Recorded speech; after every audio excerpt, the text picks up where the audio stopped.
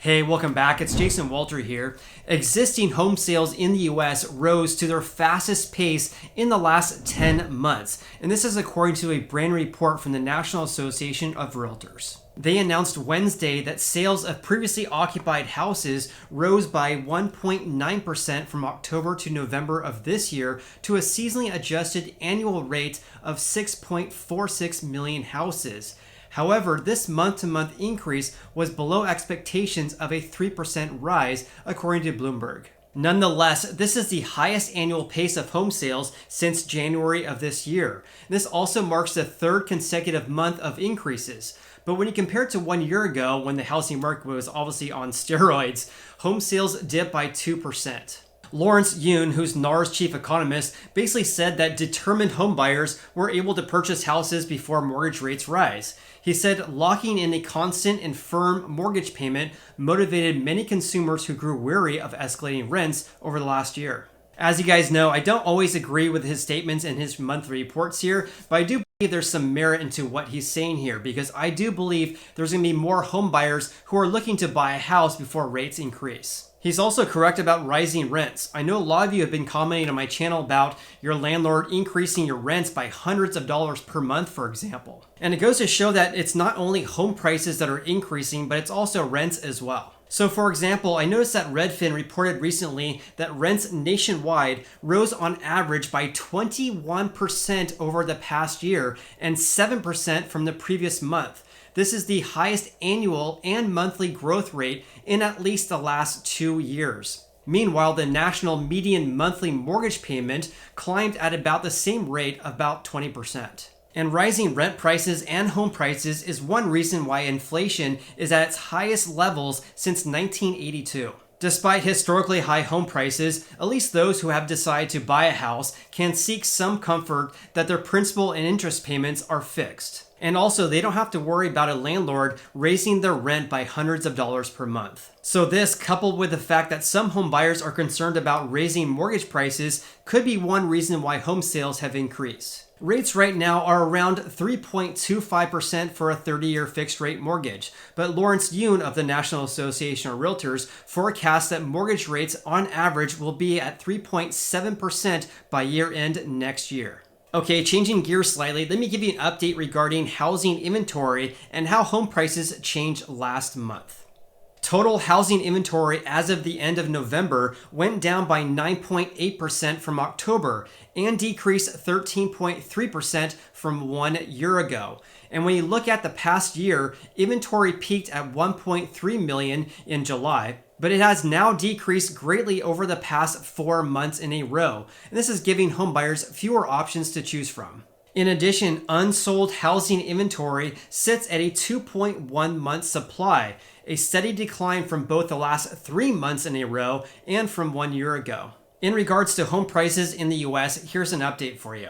So the median sold price in November was $353,900. That was a slight increase from the previous month and a 13.9% rise from November of 2020. When I was analyzing this data from the National Association of Realtors, I noticed this is the second consecutive month of home prices increasing. However, let's be real here because the increase is very, very small. It only increased about $2,500 since September of this year. Compared to 1 year ago, the median sold price increased in each of the 4 major regions in the US. The Northeast only increased by 4.7%, the Midwest rose by 9%, and the West by 8.4%. However, the South surged by 18.4% compared to 1 year ago. Here's also something very, very important that I want you to be aware of. So it states in this report, this marks 117 straight months of year-over-year home price increases, the longest running streak on record.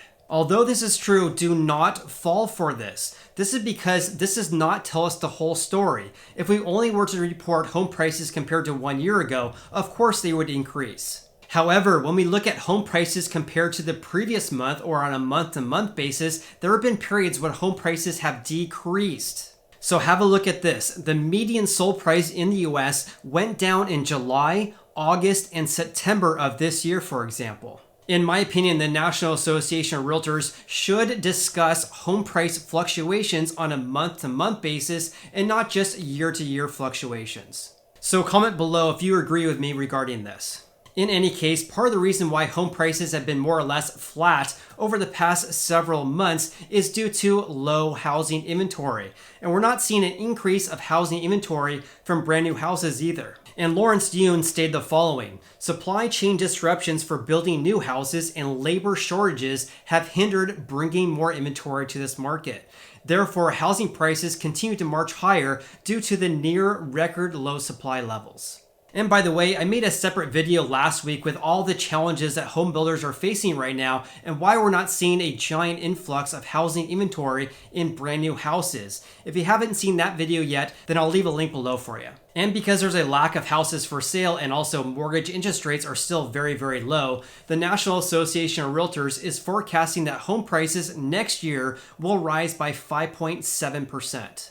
Houses are still selling very quickly as well, so days on the market on average was only 18 days in November, which was equal to October, but down from the 21 days we saw last year. In addition, around 83% of houses that sold in November of 2021 were on the market for less than 1 month.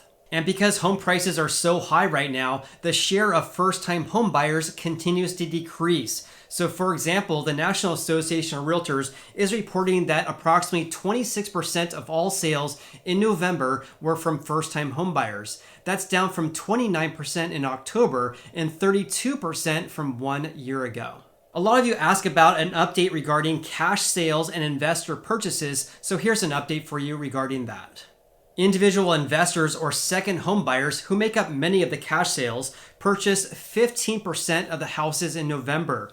That's down from 17% in October and up from 14% in November of 2020, from 1 year ago.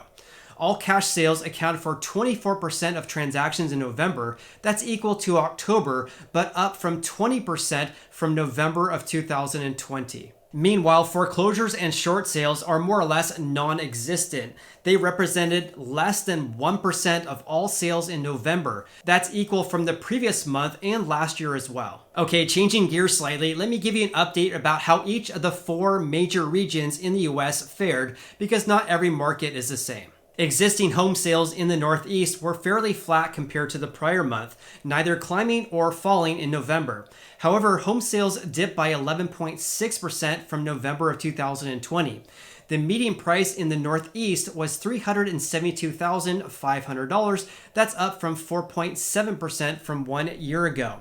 In addition, existing home sales in the Midwest went up by 0.7% in November, but decreased by the same percentage from 1 year ago. The median price in the Midwest was $260,100, a 9% jump from 1 year ago. Home sales in the South grew by 2.9% in November, a rise of 1.1% from 1 year ago.